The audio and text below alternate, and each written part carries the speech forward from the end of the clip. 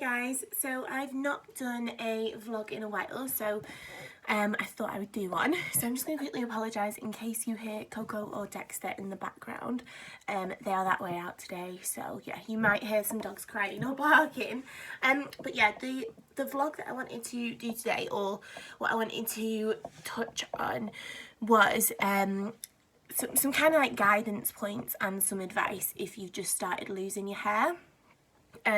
Obviously I am at a point where I've had alopecia. I don't even know how many years it's been now, so well, I mean, that kind of says it all. Since I was about 11, and that's when I lost my hair, so it's quite hard, I guess, to think back to that time. And obviously I was at a very different stage in my life then to what I am now, but I think given that experience and given how comfortable I am with it now, that I should be able to kind of hopefully pass on maybe some words of wisdom and some advice and maybe just some comfort as well, because obviously it's really difficult. And actually recently my sister, it was probably about 3 years ago now, maybe even 4, she lost her hair.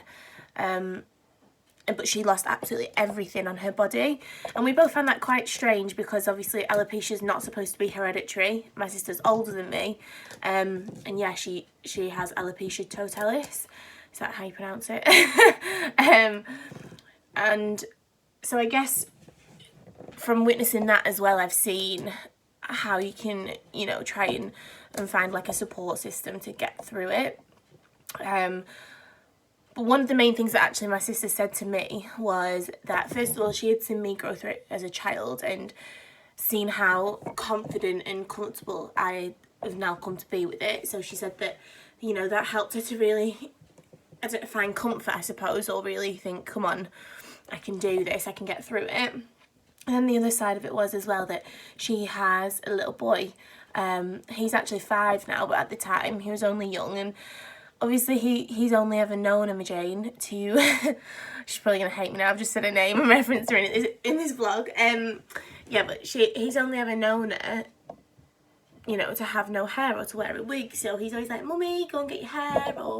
And she said that if her little boy and her partner can love her with no hair and can get over it, then so could she.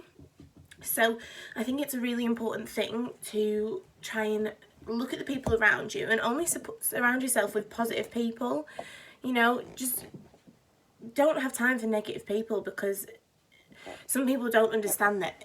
Like, some people will say, oh, it's just hair, but it kind of makes you who you are. It makes you look who you are, and as you start to see yourself change, it's actually a massive thing. And like sometimes, like when you, like for me, like if I don't have my wig on, sometimes I feel like I'm naked. So you can start to feel that way. So really surround yourself with positive people, and obviously your family and friends should always support you no matter what, especially like through a difficult time like that. So I think that's one good way of looking at it, is if they can support you, and if they can love you regardless, then you can try and learn to love yourself regardless if you've got no hair, or even if you're just starting to lose it. Another thing that I would say is that when I was younger, I think I put off trying to do anything about it for so long. It was almost like, not in denial, but I just had hope that it would come back and it would sort itself out. And obviously I was young, so I was at school, and I was really scared of like people noticing a difference or a change. So I think it took my hair to fall out twice, grow back, fall out again, for me to be like, right, enough's enough, I need to go and get a wig. And then I went to go and try one on, and I did that over the 6 weeks holiday, and I just remember saying, Mum, like, I can't do it anymore.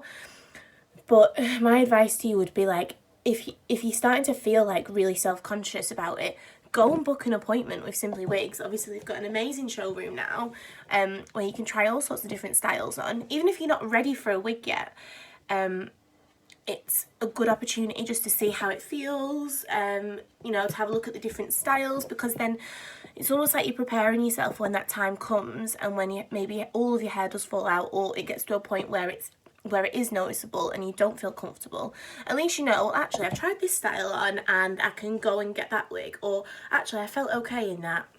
Like, I just think it's a good idea to start exploring your options and start feeling comfortable with it.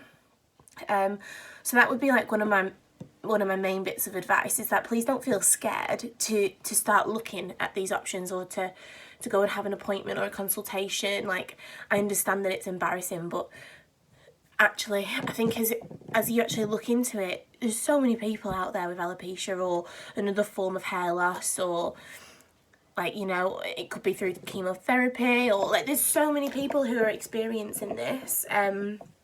So please don't feel embarrassed, especially not with like the team at Simply Wigs, because this is what they do. They're experts in that area. And like, another thing that I would suggest, which is quite nice as well, and actually I didn't do this until a couple of years ago, is have a look at different support groups. Like, you know, it could be specific to what you are suffering with. It could just be literally a hair loss support group. It could be anything. I know I'm on a Facebook one for alopecia. But I know that I have seen on there that they do have like local support groups across the UK, like people set them up, so that's a really good idea. A lot of people usually just like put a post on there, and then people kind of chip in with different advice and different comments. Like, it's really nice to see other people experiencing that, and just kind of giving support, because as much as obviously your family and friends can support you through it, they're not experiencing it, so they can't relate. I suppose with me and my sister, that's a good thing. We can relate to each other. So yeah, it's sometimes nice to try and find a friendship group, or just like a little support system where they do know what you're going through. They've experienced the same thing. You can relate to each other. You can give each other advice. And sorry, I told you they would bark.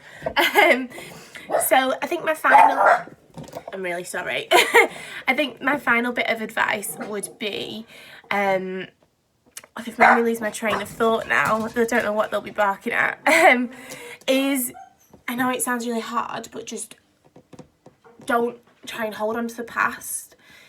I think usually you can find that hair loss can be quite unpredictable. It might grow back, it might not. For me, I've come to terms with it. Like, I must have like a little Mohican on my head, which you've probably seen if you watch my wig reviews. And I've come to terms with it that that's going to probably be like that for the rest of my life. And even if it does grow back, I don't think I'll ever feel like fully 100% certain that it'll stay there, or that I will have, you know, a full head of hair. So I think don't hold on to the past. Just look into the future. Look at like a way that you can kind of get through it. Look at ways that will make you feel more comfortable and confident. You know, if you feel less confident because you don't like your hair anymore, or because you're wearing a wig, then go out and treat yourself to a new pair of like tight fitting jeans that shows off your figure, or go and get yourself some amazing new makeup. Throw yourself into something that's going to kind of counteract that and make you feel good about yourself, because regardless whether you've got hair or not, like, you are still you. And don't let that hair loss affect that. Don't let it take away what's you. And I think that's getting a little bit deep. So I'm going to stop there. I feel like Martin Luther King or something.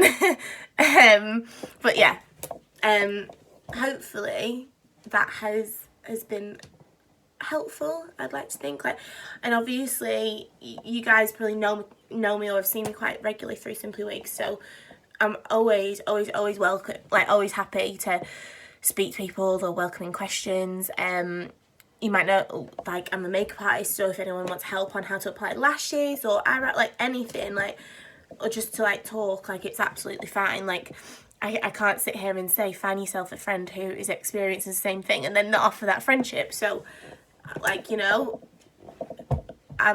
my inbox is open.